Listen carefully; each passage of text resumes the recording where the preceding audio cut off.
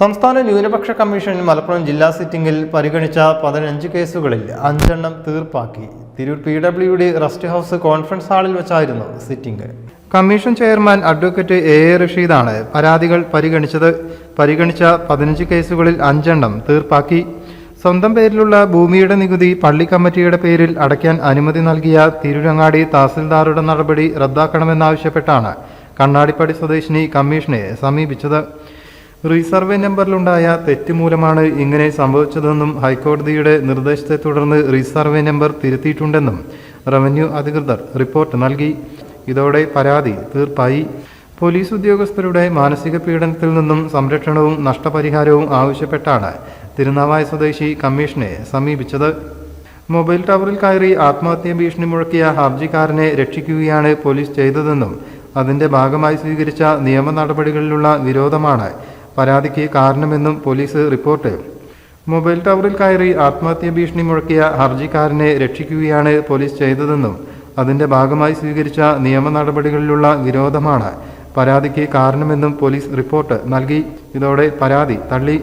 ന്യൂനപക്ഷ കമ്മീഷന്റെ വാട്സാപ്പ് നമ്പറിലൂടെയും പരാതി നൽകാൻ സൗകര്യമുണ്ടെന്ന് കമ്മീഷൻ അറിയിച്ചു. 15 പരാതികളാണ് കമ്മീഷൻ ഇന്ന് പരിഗണിച്ചത്. അതിൽ 5 പരാതികൾ പ്രധാനപ്പെട്ടത് വാട്ടർ അതോറിറ്റിയിൽ നിയമനവുമായി ബന്ധപ്പെട്ട് നൽകിയിരുന്ന പരാതി.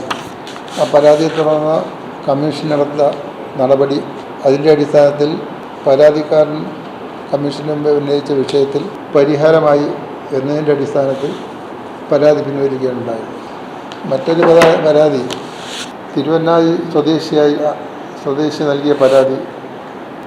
അദ്ദേഹത്തിന് ഉണ്ടായ അപകടത്തെ തുടർന്ന് പോലീസിൻ്റെ പെരുമാറ്റം അദ്ദേഹത്തിന് മാനഹാനിക്ക് ഇടയാക്കിയിട്ടുണ്ട്. അതിൻ്റെ അടിസ്ഥാനത്തിൽ 25,000 രൂപ നഷ്ടപരിഹാരം കിട്ടണമെന്നാണ്. അതിനെ സംബന്ധിച്ച് മലപ്പുറം SHO റിപ്പോർട്ട് തേടിയിരുന്നു.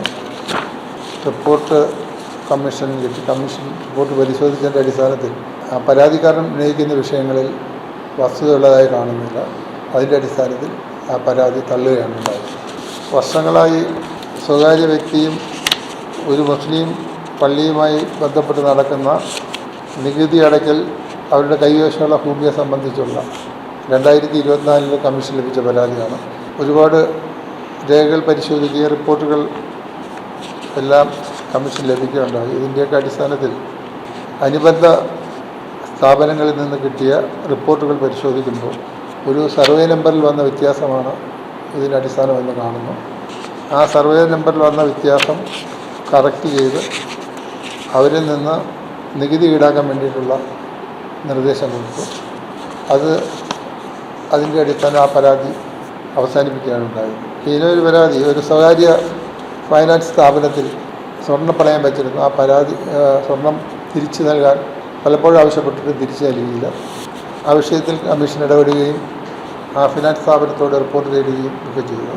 അതിനെ തുടർന്ന് പരാതിക്കാർ ആ ഫിനാൻസ് സ്ഥാപനത്തിൽ എത്തിച്ചേർന്ന് അവർ പണയം വെച്ച വസ്തുവകൾ തിരിച്ചു ലഭിച്ചതായിട്ട് പോലീസ് റിപ്പോർട്ട് നൽകി. ആ റിപ്പോർട്ടിൻ്റെ അടിസ്ഥാനത്തിൽ ആ പരാതി അവസാനിപ്പിക്കുകയാണ്.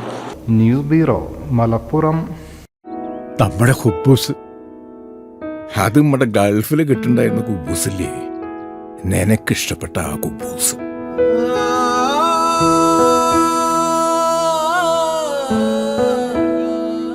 പ്രവാസികൾക്ക് മാത്രല്ല, ഇപ്പൊ നാട്ടിൽ എല്ലാവർക്കും അൽദാൻ കുബൂസ് മാത്രം മതി. അൽദാൻ കുബൂസ് ഇപ്പൊ ന്യൂ ജനറേഷന്റെ ഇഷ്ട കുബുവല്ലേ. ഷുഗർ ഉണ്ടെങ്കിൽ ഗോതമ്പിന്റെ കുബൂസ് ആവാട്ടോ. മലയാളിയുടെ ഭക്ഷണ താല്പര്യങ്ങൾക്ക് ഇനി പുതിയ സ്വാദ്. അൽദാൻ ലെബനീസ് കുബൂസ്.